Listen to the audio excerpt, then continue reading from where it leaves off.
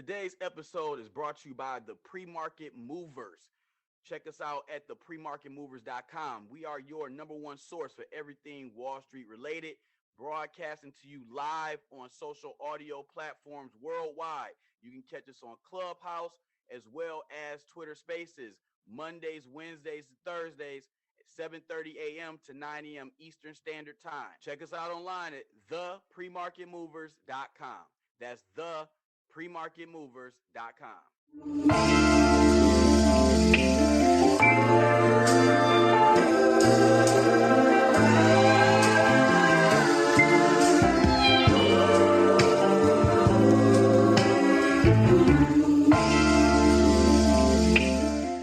My name's Daniel Nsabimana, and I'm Rwandan. I don't know if you know where Rwanda is. It's in East Africa. Yeah, I know it's in. I know it's in East Africa. That's what I know.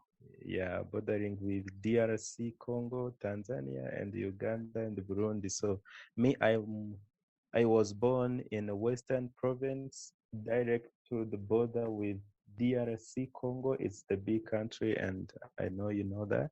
So I was born in the countryside there, in the western part of the country, and I was born in 1991, where in this area were plenty of the wolves. So, and I lost my mom when I was just 3 years old. So I didn't know my mom because I was born in dialect when we were took in exile to Congo. Then when we came back, like 3 to 4 years ago, I started my primary school. Then when I finished my primary school, my dad also was gone. So I have been orphaned since then, since I was 12, 13 years old. So as I was born in the countryside, where our family were living, surviving from farming. So we have to gather together with my brothers and sisters, and I was one of the youngest. So we decide together how we are going to continue our school without parents, without any support from the family. So we decide that all we know is only farming, only agriculture, and all we have are farms. And so we decided what to plant, how to grow it, and how we can get money to pay for school fees for high school and even university. So to improve, to ameliorate our banana plantations and mainly our banana plantation and the other crops that we used to grow for food. And that banana plantation was the main one that harvest and produce a local beverage, a local drink, a local alcoholic drink from banana, and then we can sell that, and then we can get the school fees. So we managed to pay school fees for high school. So I did high school. My brother and brothers managed to high school. No one of them managed to go to university. So they concentrated all their efforts to me, saying you have to go to the university and you have to study agriculture. And you have to study agriculture because our agriculture is like our main way of living, and it has saved us from that tragic history. And it has been, and agriculture has been like our parents after our parents were gone. So I had to study agricultural economics and agribusiness because starting from my family and the community where I was born, I have been seeing families, even if they are farmers, they still struggle. They still remain in poverty many years and years. Even our family were not rich. But even if we had a big amount of land, but we were not some people who could afford all the basic need for life for the family. So I told myself, and even my brothers told me that I have to do something that can add value to what we have been producing. How can it, or how the farming produce can be marketed, and how someone who is born farmer can make some money and afford the basic needs, save for future, save for children and his grandchildren. So I have to do that with my with my full efforts. So I went to study in university, even my high school. Oh, sorry, back here in Rwanda, and my and last in 2000s, uh, they even today they select children student based on the marks you got in a class. Is that give you the chance to go to good school, to get a scholarship for the university. So starting from ordinary level, I have to get the top marks, and finishing my high school, I have to get the top marks, and then that gave me that scholarship to go to university. Then I studied that agriculture economics very well, and I was one of the top three students in my class. So then I get connected with there were chance of an international organization from US. A USAID is that big organization that is working all over the world. So it was cooperated with the Michigan State University and sending students to our university, and then they can work with the top student from agriculture and to work in coffee industry.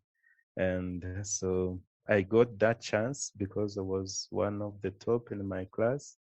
And also it was me, my current wife, and another one, and another friend who is now in Belgium. So we worked with them, and then we got into deep in coffee industry. We did many researches together, and then afterwards the program ended. So it ended when I was finishing my studies too.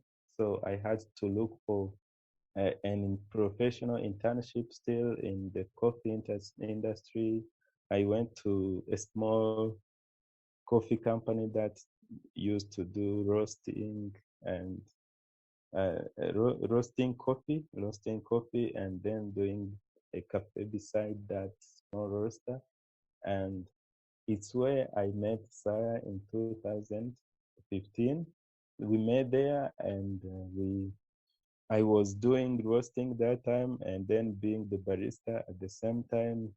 And so I was still learning more about coffee.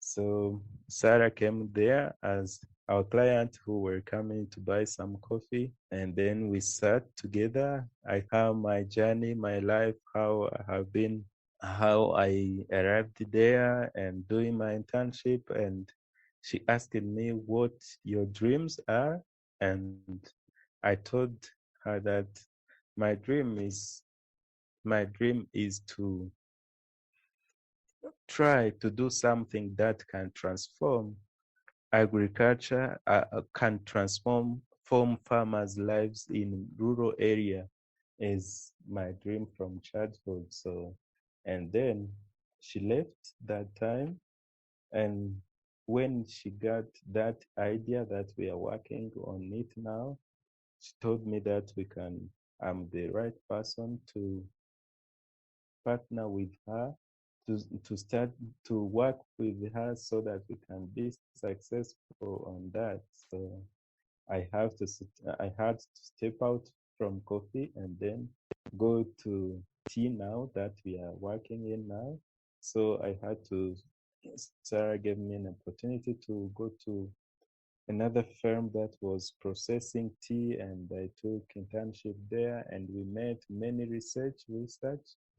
Then we got into the herbal teas. So we tried, we we said that Sarah has been selling tea, doing coffee before, and we said these both two products are very famous and are very popular, and but both they do have caffeine. So we think there is we thought something that can be a substitute to coffee and tea that don't doesn't have caffeine and but does still have that taste of mm, tea enjoying, and it still have many benefits. So we got an idea of developing herbal teas products that are even the that are even rooting from the culture and tradition of Rwanda, Africa, and then develop that, developing that it will be like doing these two things at the same time. We will be developing the product that already the rural area they have plenty of that, they have plenty of herbs, they have the herbs that can be grown anywhere. So we will be um, we will be trying to transform the lives of rural communities by helping them to grow those things that are able to grow.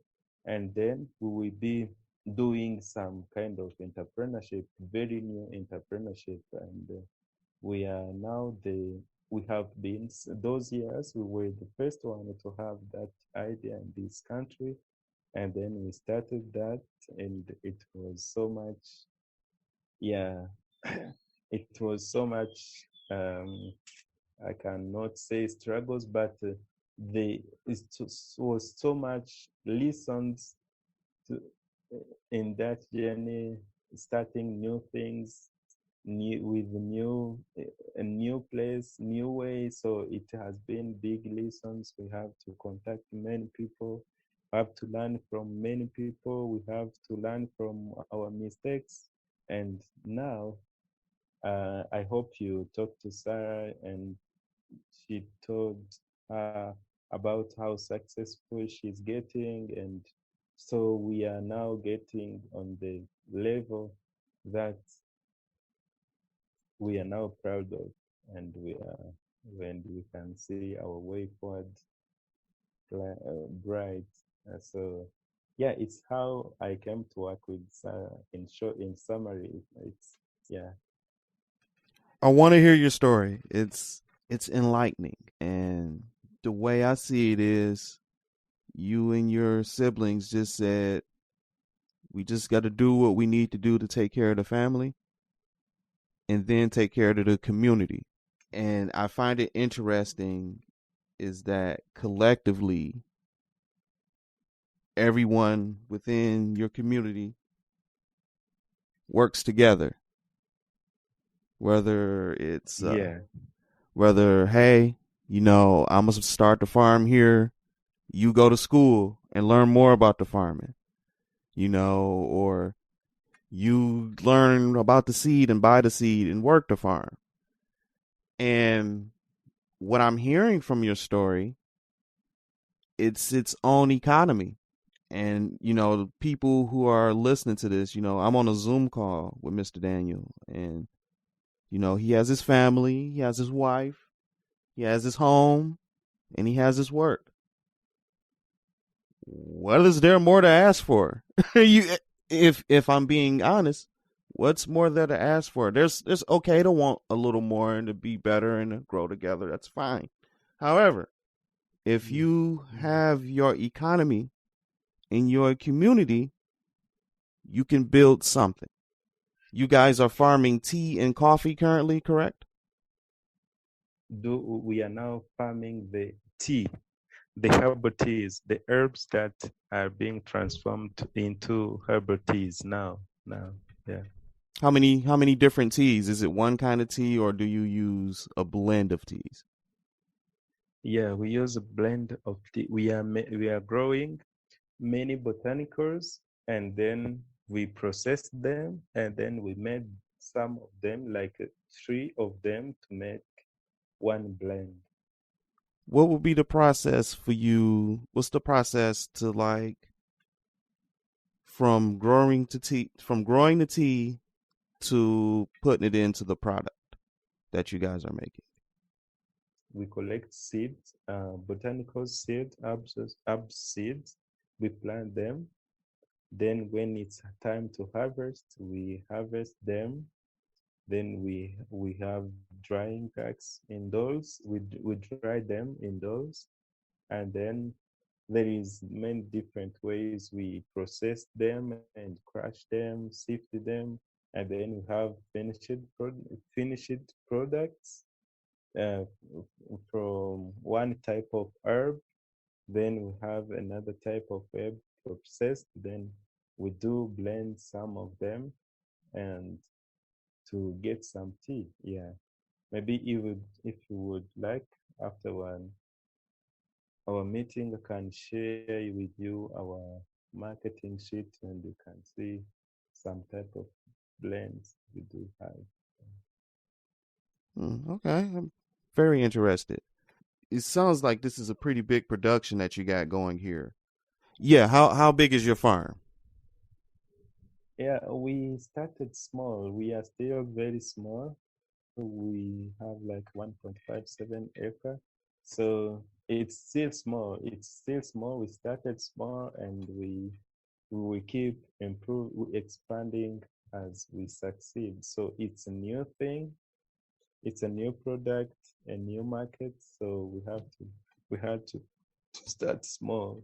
So Like you said, there's a starting point, and yeah. this is is this something you ship globally, or you just ship to certain countries?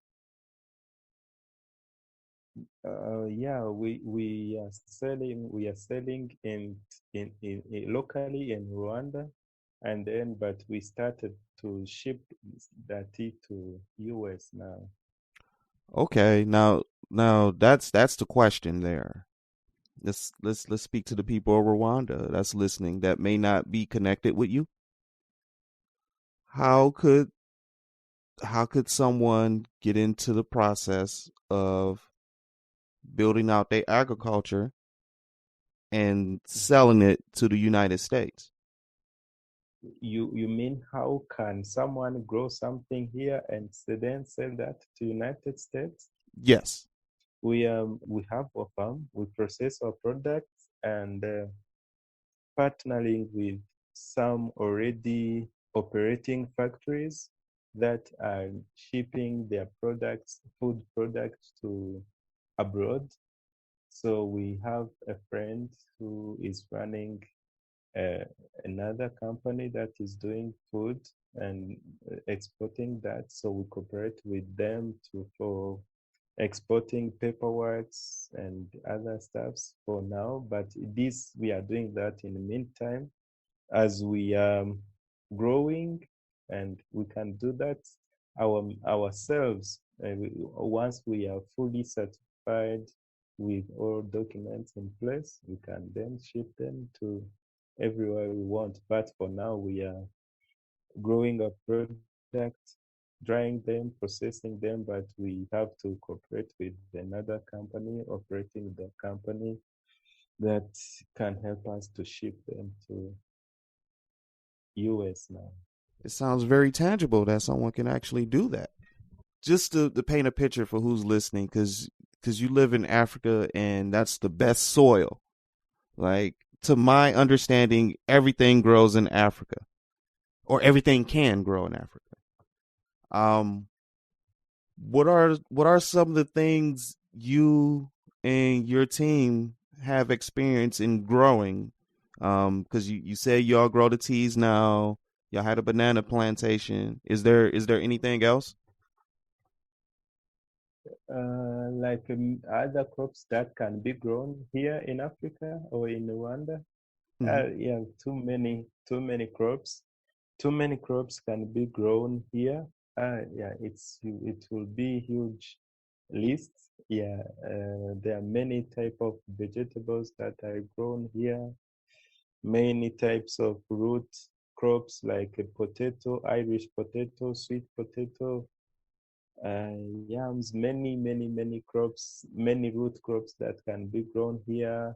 Many cereals like sorghum, wheat, uh, maize.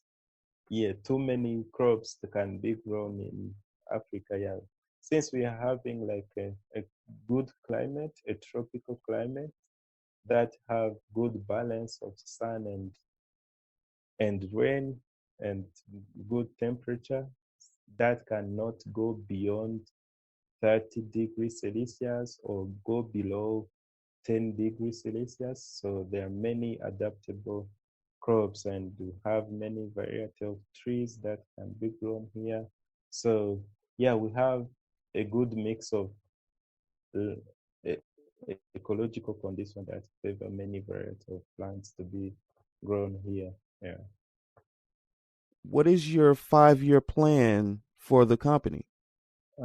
Yeah, our 5-year plan for the company, if God wishes and our plans went well, like we are planning, yeah, we are planning that in 5 years we should have our land expanded, maybe have our land move from that small 1.7 acre, maybe have like 1 hectare minimum, and then we can have our farm certified regenerative organic. Yeah, because it's what we do now, but not fully certified because we are still small farms. So but we wish to have our farm certified and to be organic, regenerative, and we wish to have our own well-equipped processing facilities that can be certified to do all of the paperwork for shipping and doing everything by our own. And then we can expand our market. And also our 5 years plan is that we will be having a water irrigation in our farm, a water irrigation, a good built a water irrigation plan in our farm so that we can be producing all year round. So those are three main things that we are planning to achieve the 5 years plan in these upcoming 5 years. Yeah. Okay, that's that's some big plans, man. That those it sounds amazing.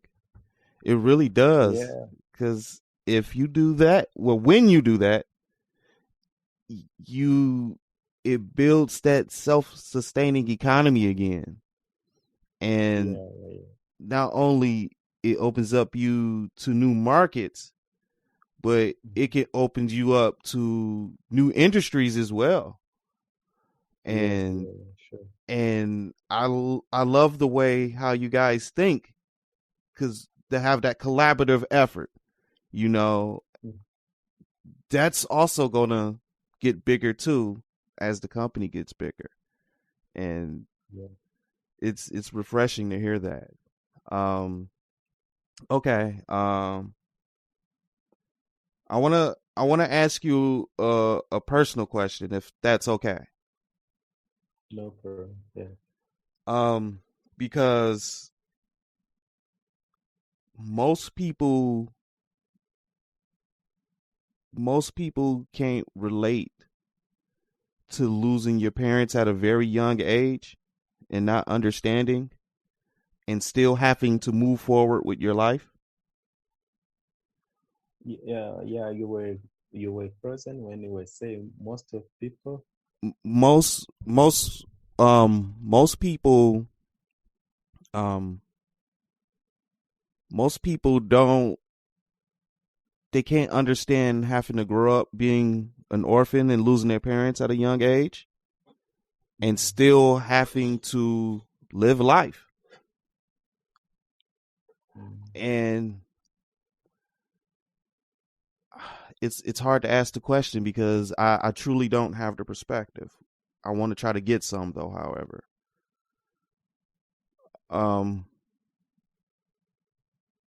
What were some of the main barriers that you and your siblings had to go through because there was a lack of guidance of your parents? Yeah. It was really hard. It was really hard, and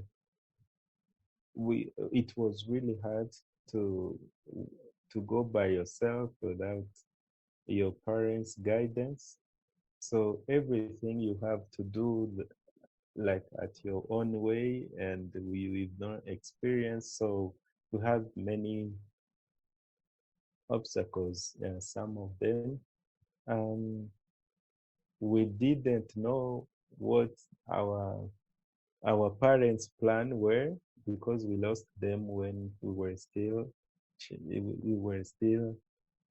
young. So we just have had to create our own dream, how to create our own dream without any roadmap.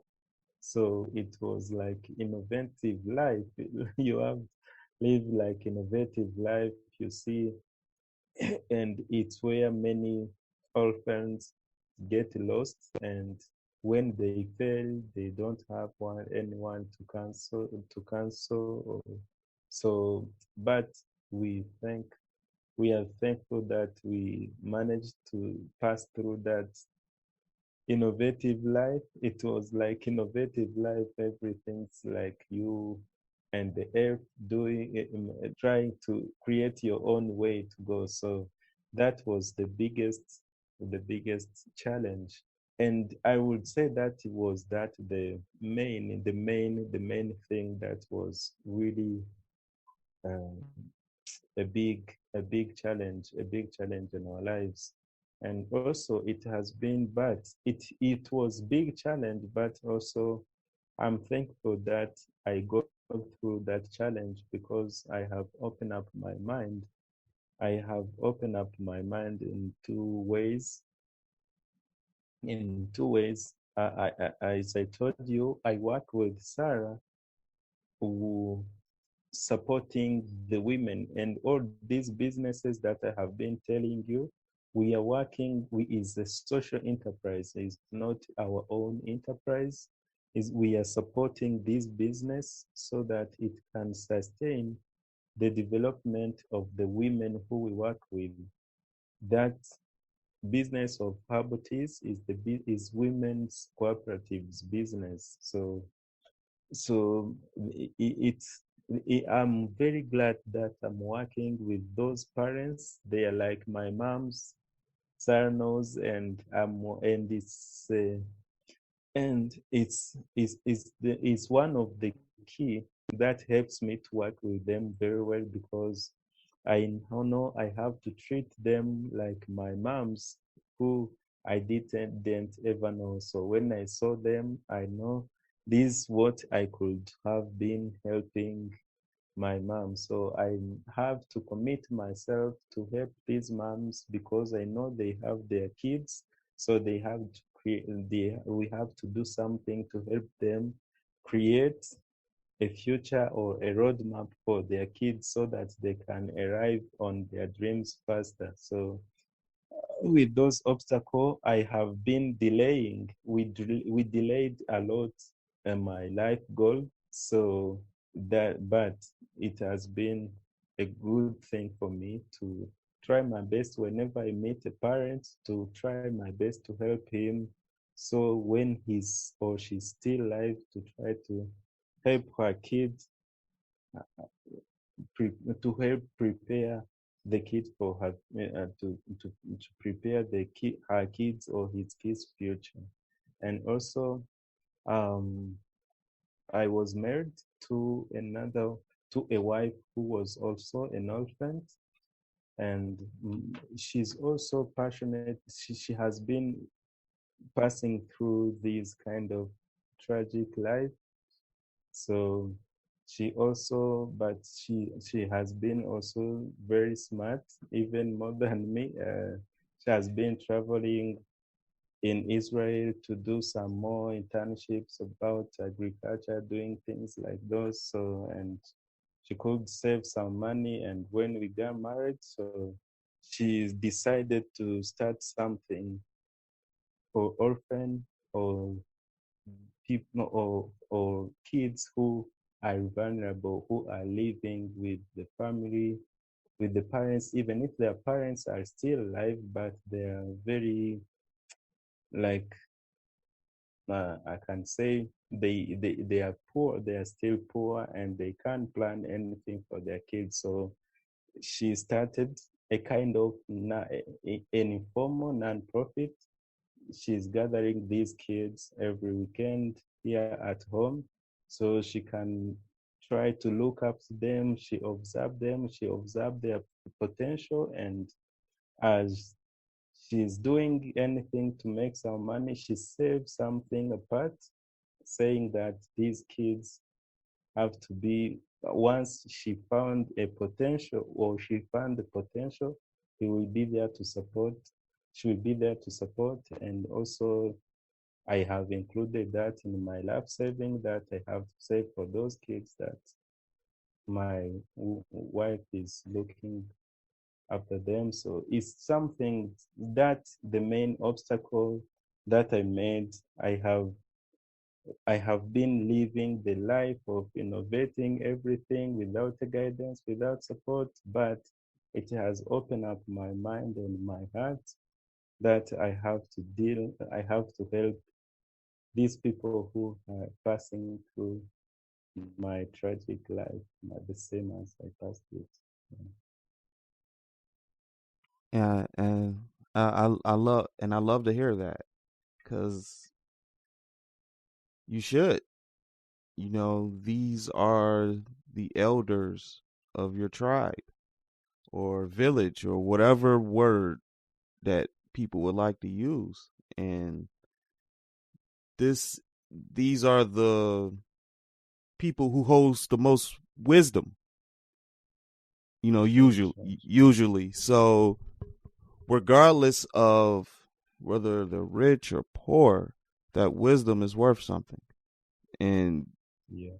and it's good to have a community to be able to take care of those people, have someone to actually think of that. Because that's a global problem, actually. That's a global problem. When people get elder, they may get older and they start to deteriorate as far as health. And some people are unfortunate. And it's great to hear that on the other side of the world, you know, for someone who may be listening, it's 9 a.m. It's about 10 o'clock here where I'm at, and it's afternoon where he's at. Two completely different parts of the world, but there are still the same problems. Two different economies, but there are the same problems. And sure. And if y'all listen to Mr. Daniel, the way he's speaking, he's just taking a different approach of how to solve these problems based off where you are. The land is strong there, so you grow from the land. You build your business off the land. You take that business, then you help the community. You bring people around to help you work the land in every aspect, from growing to the paperwork to the education. You're hitting every aspect of it. And one interesting thing, and I know it's an issue, but one thing you have not said, you didn't say it cost me this much. You said I had to do this, and I did it. You had a dream. Y'all, at first, I would like to highlight, it's you and everyone around you had a dream collectively. And y'all put your minds together and y'all started building out this company. Well, actually, the way you describe it is multiple companies, but we just say this company. And it's really refreshing to hear the result of you. And I'm using your words because this small company, but it sounds pretty big to me. It's just maybe the volumes isn't there, but the mission is certainly there. The value is there. Just take time to expand enough, and the volume will be there as well. And I love it, my brother. I really do. I love hearing that, and it I think a lot of people can learn from your example. I'm familiar with like farming and agriculture to a degree. However, in America, it's been kind of it's industrialized. So it's huge, big factory machines and all this stuff. So you kind of it loses its potency, if you will. So when you farm something here as opposed to over there, I naturally assume is not the same product. If you farm something over there, there's a potency to it because the land is much better. It comes from a community that actually cares, and that does translate into your product. That's why I say your company, it may be small now, but it has all the potential to go upwards because you're actually providing multiple forms of value as far as community, and as far as nutrition as well. And I say it's a universal, to me, this is just me, my opinion. It's a universal law to do those things, to like work with people to build something, to work with the ground naturally, organically to build something.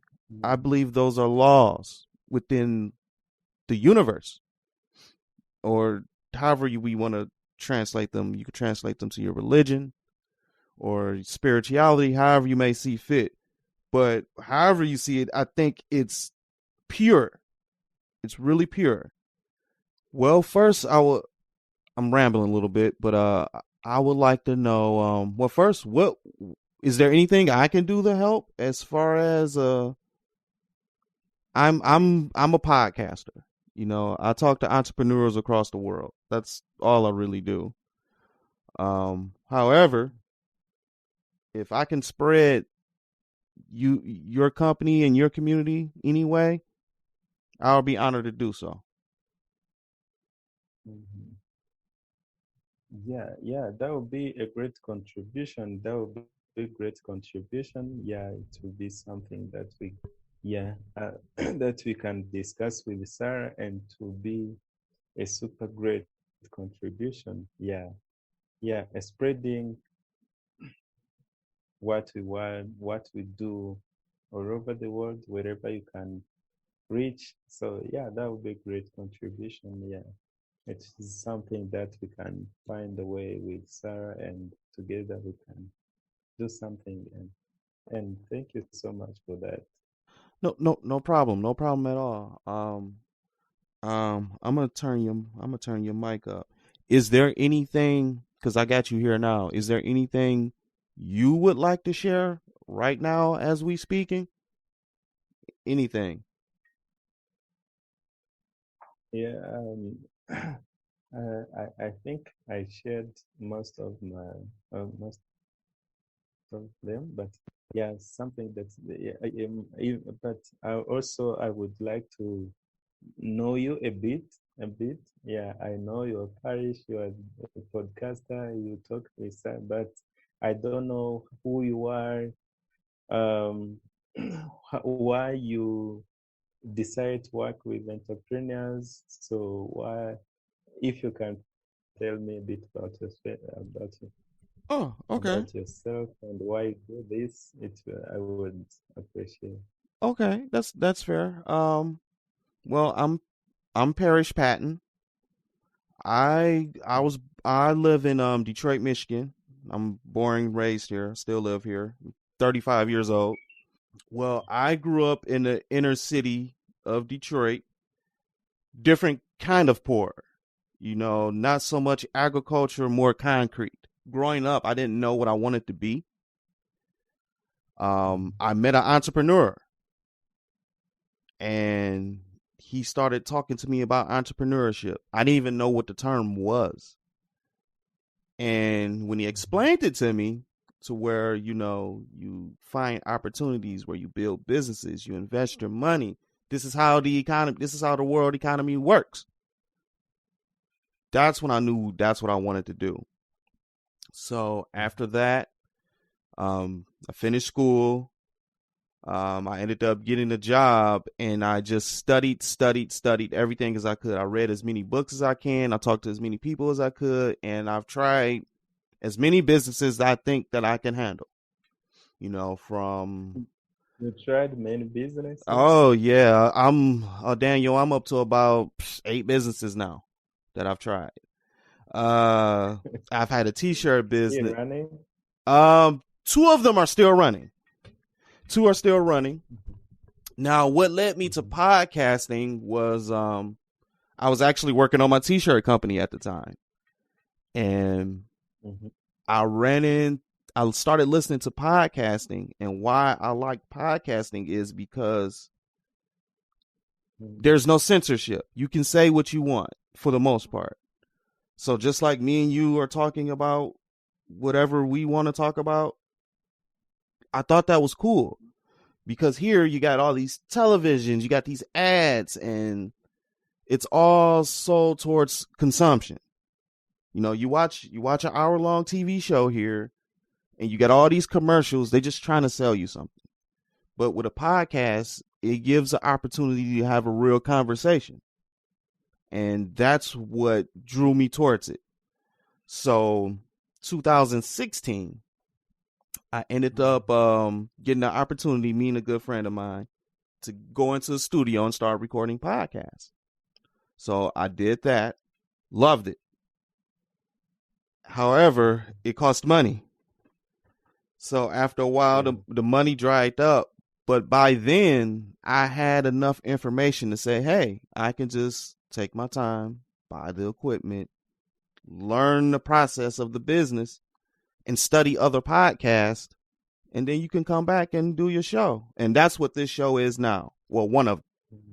I decided on this show because I had to pick a topic I was passionate about, which is entrepreneurship, which I truly believe the art of entrepreneurship is a law, a universal law.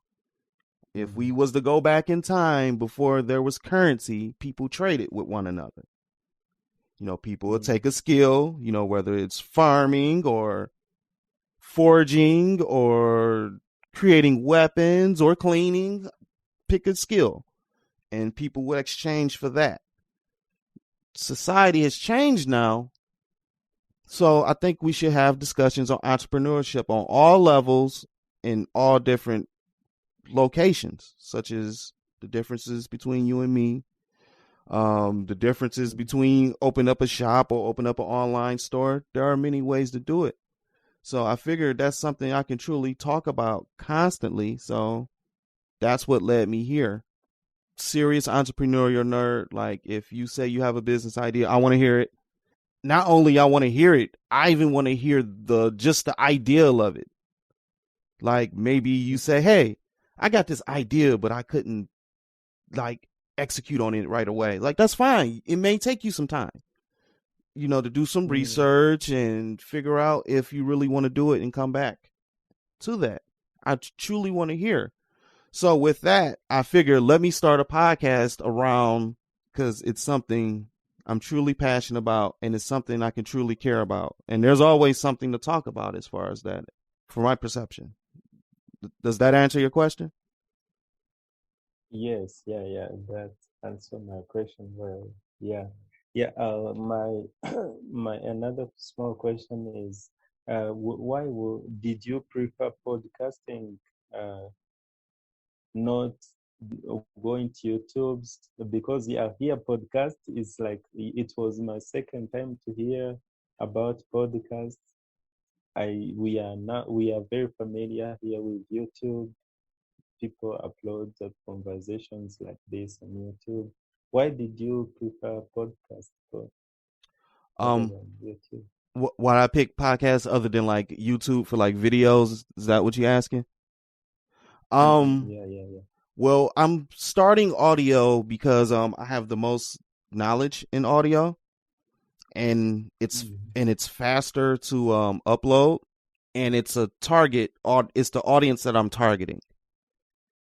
However, mhm, I am looking to build a video component and then start uploading on YouTube because the same thing you just said.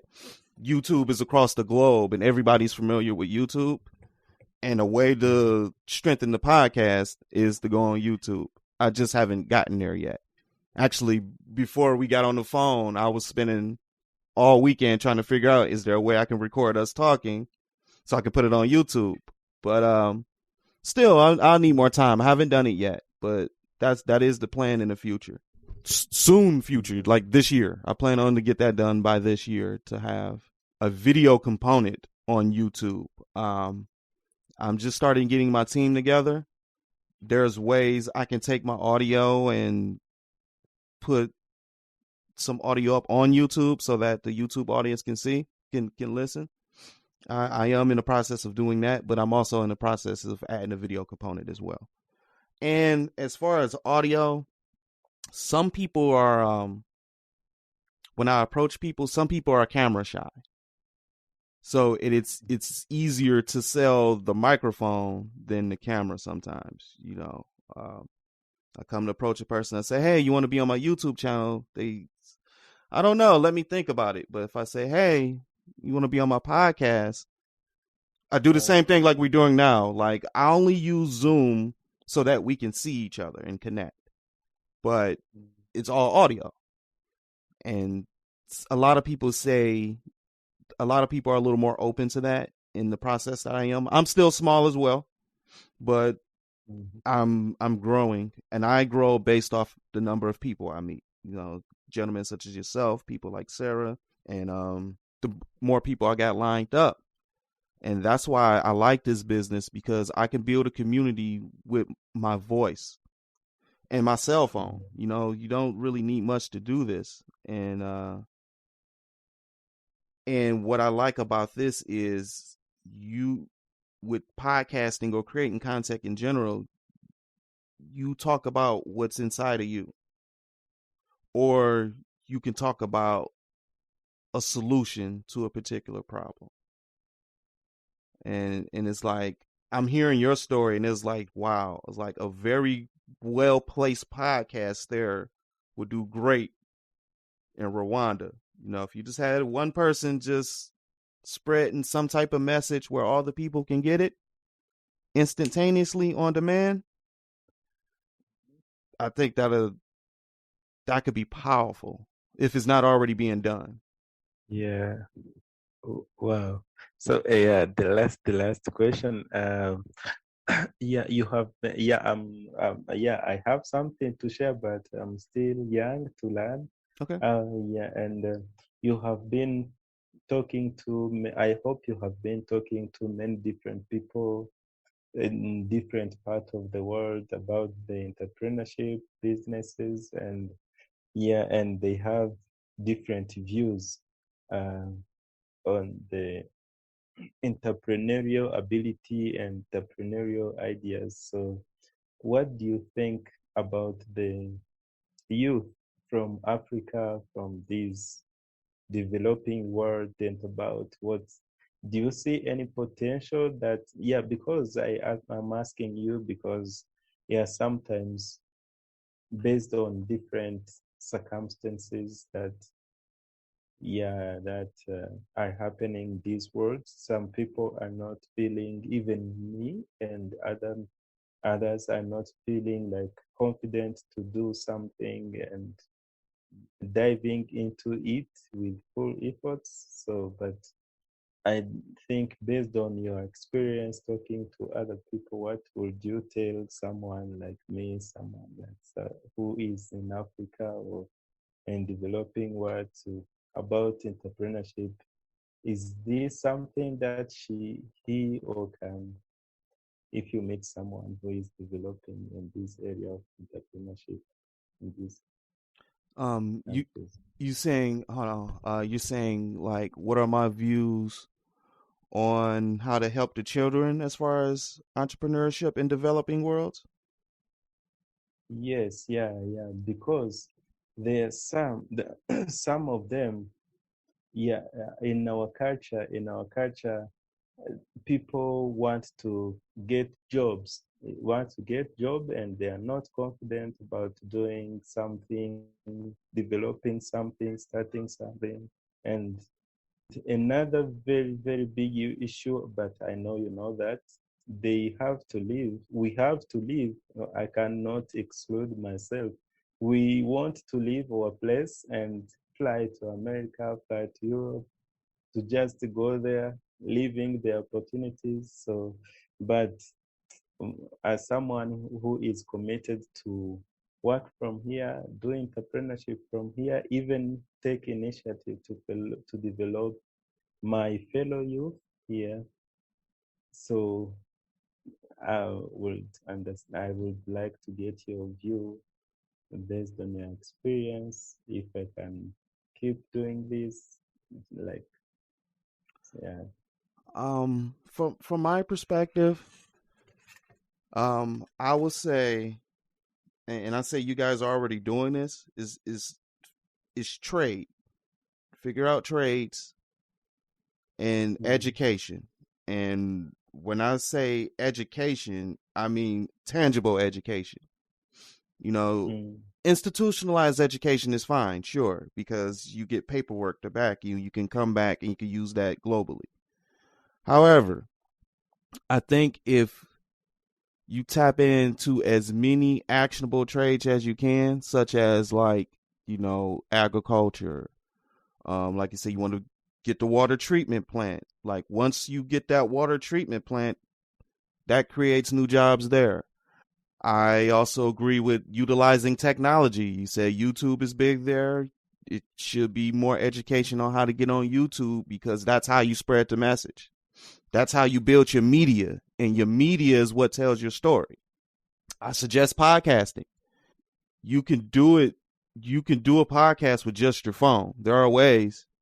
Just have to figure out which way to go. But I think if you focus on trades that the world needs, and especially what your economy needs, I think if you just grow from there, it could help the youth find a direction. Because what I'm hearing, what you're saying is it's the same problem here. People still got to be, you still got to live, you still got to eat, you still got to take care of your family. However, you may have a job that you're working to support that. However, what you're going to do when you're 50, 60, when your health start declining? And what if this company goes under? Because the company may need help. So we got to figure out ways to have our peace of mind. So so I would say in order to do that is to invest and or create. So, and we invest and create with education. So if we can get multiple trades or introduce as many things to children to see what channels them, that's my take. Because you may give a child a book, sure, they may read the book, but they may not have any interest in a book. It may be boring. But you give that same child a rake, they may take more interest in the rake. And that goes in many things. That can go for a kid that likes building houses or cooking. Is just introducing as many things as possible just to see what stick, and then grow from there. Plant the seed into the child. It's just yeah, that's to sum it all up. It's just introduce the child to as many things as possible, see what sticks, and grow from there. once you have what's in you, you could tap into the people around you, and then you grow together. That's my take. That's just how I see it, just based off our conversation. But it's interesting that the problems that you're saying are also here, and I'm learning is everywhere now. So that's my take. It's a number of things I'm thinking as far as trade. It's endless, just like growing the crops there. It's endless. We could talk about, introducing the youth to real estate, or getting ways to getting into the stock market, or cryptocurrencies. It can go on and on and on and on and on. So, but I would say, to sum it up, that would be my answer. Yeah, yeah. Thank you very much, Parrish. Yeah, thank you very much. Yeah, yeah.